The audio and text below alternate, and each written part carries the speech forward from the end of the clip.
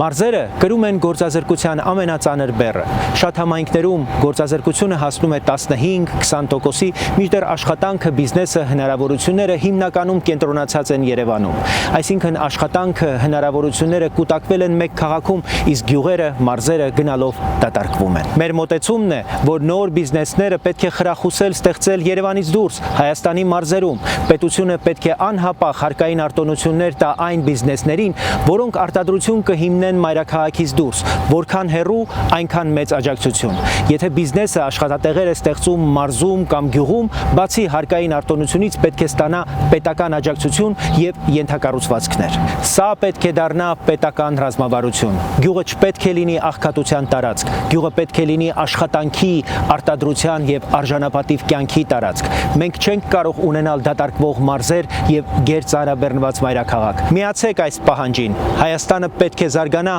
ամբողջ իր տարածքով։